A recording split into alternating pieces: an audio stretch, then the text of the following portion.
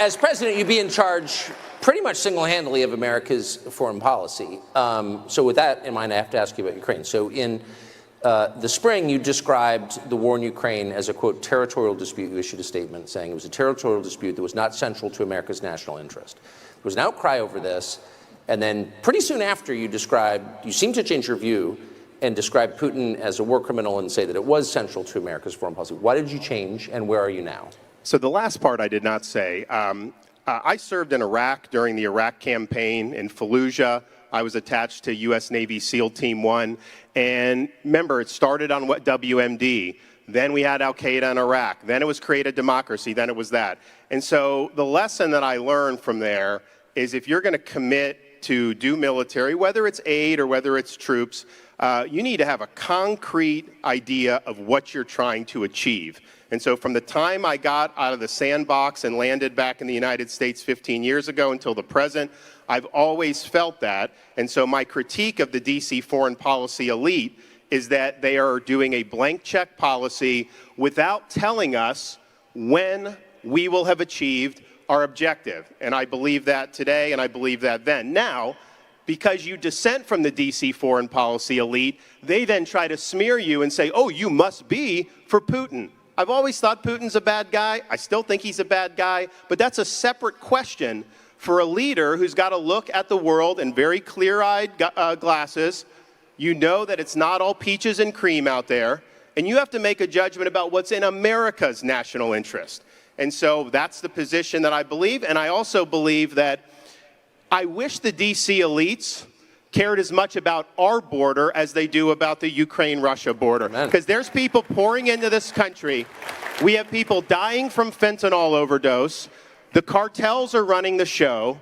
And what I've said is this is something on day one, declare a national emergency, mobilize all resources, including the military, stop the invasion, yes, build the wall, but most importantly, authorize the Border Patrol, authorize our military to deal with the cartels. If they're breaking into our country, bringing product, if I'm in charge, that's going to be the last thing they do because they're going to end up stone cold dead.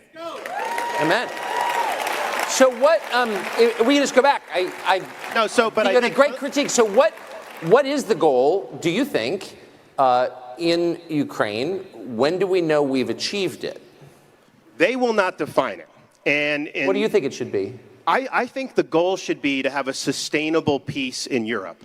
Okay, we don't want there to be war breaking out. There have been a lot of people that have been killed, displaced. It's a horrible thing. But you have to provide an articulation of where you're going to go to get there. And my fear is right now is they're basically doing an open-ended conflict. This is going to be a multi-year quagmire. There's going to be a lot of people that are going to die. And there's not going to be much facts change on the ground. And the dispute at this point, or the war at this point, is not whether Ukraine's government is going to fall. They're fighting over territory on the far eastern part of the country between Russia and Ukraine. And that's kind of where this is at. So the question is, okay, how do you get that to where we can stop this? And also, from our national interest, this is humiliating for our country that we're running out of ammunition. They're now trying to mobilize troops, U.S. troops, to go to Europe when we have a major threat in the Indo-Pacific, the Chinese Communist Party, who they're basically given a free pass to. As president, I would prioritize the threats to our national security. The top threat to this country is China. It's China's ambitions, it's China's industrial capacity, it's the CCP's ability to pollute our culture, impact our universities. Incidentally, in Florida, we got rid of the Confucius Institutes that they put in universities. We cracked down on them being able to do research dollars to our universities, and we banned any purchase of land by the CCP in the state of Florida. So given that the thing, though, you have to do what's based on our interests. You can't subcontract out our interests to a foreign leader. You can't want it to go on because it'll be good for defense contractors or, globalist investors. It's all about what's in our interests. And I think we're basically in a situation with our foreign policy. We're providing a blanket security to Europe. They're not paying their fair share.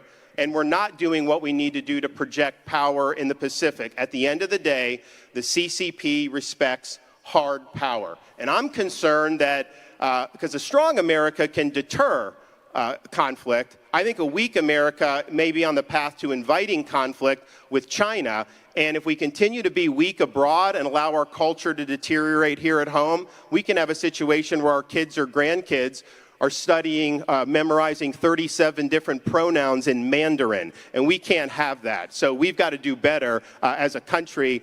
We need to reverse the decline of this country because it is happening very, very quickly. So you inherit this mess a year and a half from now, say, and let's just say it's static, it's where it is right now. What do you do about it? Like, how do you act? One, Europe needs to do more. This is their backyard.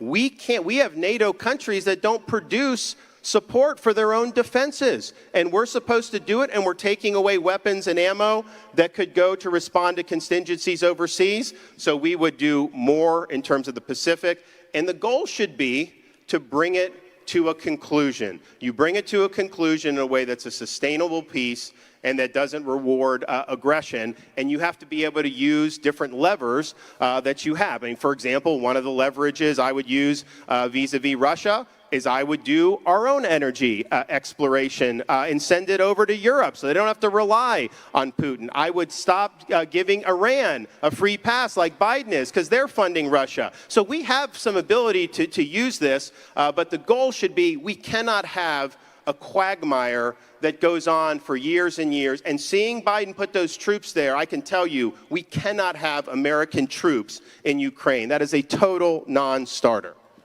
So why, I mean, you've got a whole Congress, and there are a ton of Republicans there. They claim they run the House. I haven't heard anybody say that. Why? Well, no, I think some of them tried to say that there should be. Yeah, they lost badly. I think they got 33 votes. They did, but I think there are some people that said you need to define the mission before you're able to send any American tax dollars over. And oh, by the way, they haven't even been able to account for all this. So we don't know who's coming across the southern border. We don't know where all the money sent to Ukraine is gone. We don't know whose cocaine it was in the White House. I mean, what's your guess on that? I'm sorry, I mean. Let me put it this way. We have issues in Florida with parents' rights, and they're trying to put pornography in the schools. I think a lot of you have seen this. It's sad that this is the case. We allow the parents to blow the whistle. You can get it out. And our message to people has basically been like, look, adult material does not belong in a fifth grade classroom. You know, if you want to see the pornography, just check out Hunter's laptop. I'm sure you can have that till your heart's content. Is that available in your schools?